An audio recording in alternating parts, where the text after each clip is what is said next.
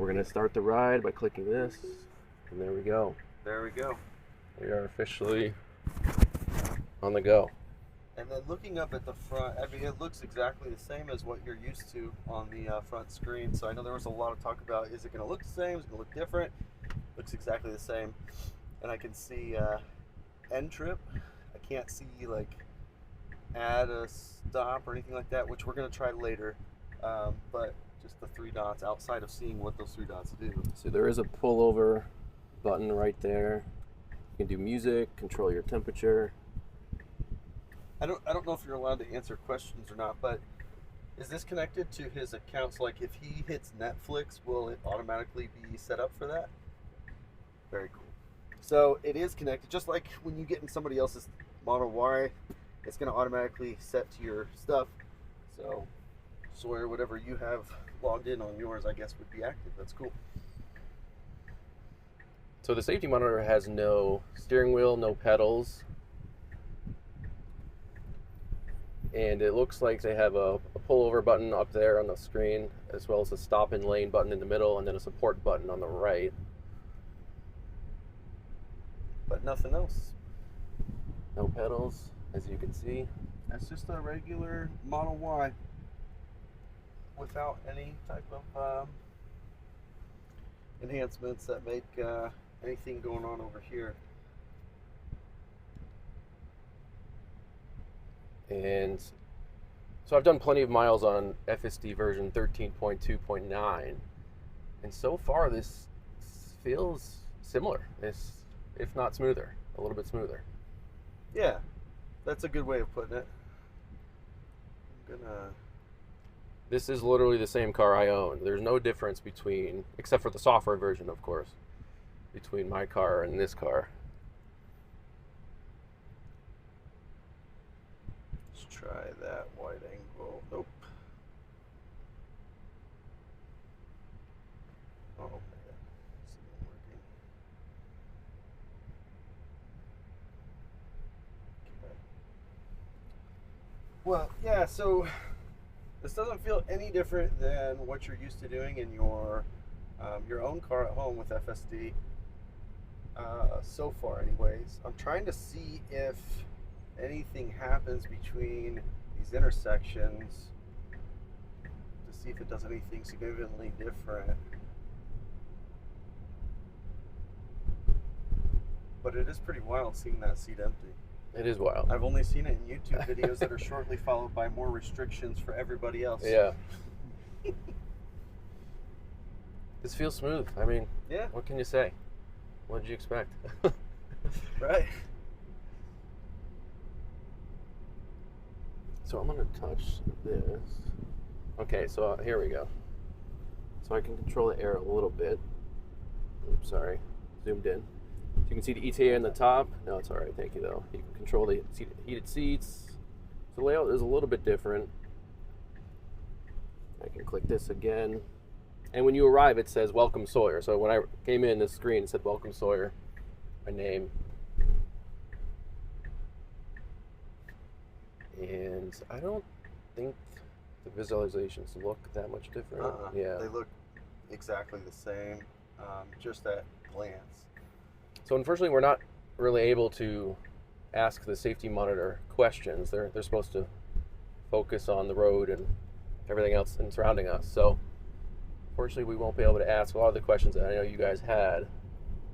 But at least you'll be able to see it drive itself.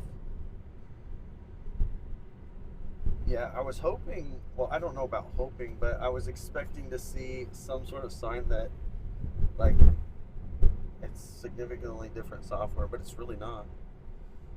To me, this feels very similar to FSD version 13.2.9. Yeah. In a good way, because that's a smooth system. Yeah. Version, rather. Yeah, and he's got it set on standard, so... Yep, not on hurry mode, we're on standard mode. Yep. So... And these are not very smooth roads in Austin, so that's why I was pretty surprised when it was originally announced it was going to be here, rather than some pristine Yep. place. So we are 5 minutes away. It's doing well.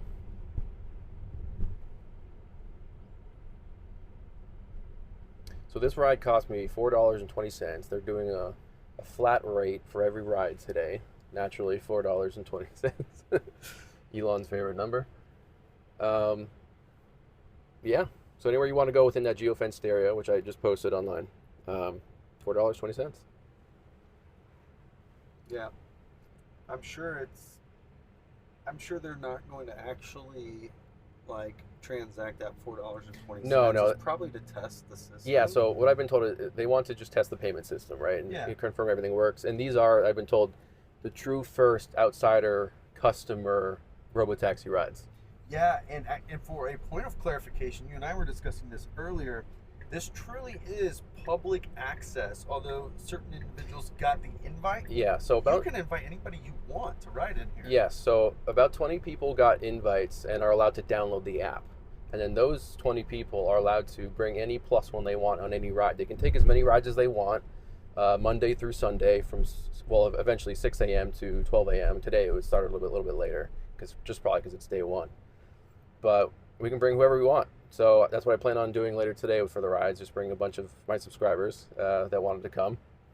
And yeah, so 20 people, that's it though. But yeah, you can bring whoever you want. Yeah, so it truly is available. And still no word on what the rollout looks like though. Are we talking every couple of weeks more people? And if it is every couple of weeks, how many more people? But I think if you look historically, at least within the last couple of years, we're probably going to see a rollout similar to some of the other ones we've seen over just the last couple of years. So probably it'll accelerate, but... As a safety monitor, are you allowed to answer how many Robotaxis are in the active fleet today? Okay. No. I expected that. Worth a try. And it looks like all the Robotaxis today are white interiors. At least that's what I've noticed so far. It's pretty awesome. Yeah. That I find kind of surprising, given how every once in a while we get this delay for cars with white interior if you want to order that. So maybe that's just a short-term thing. Take a wide angle here, Justin. This is great. Yeah.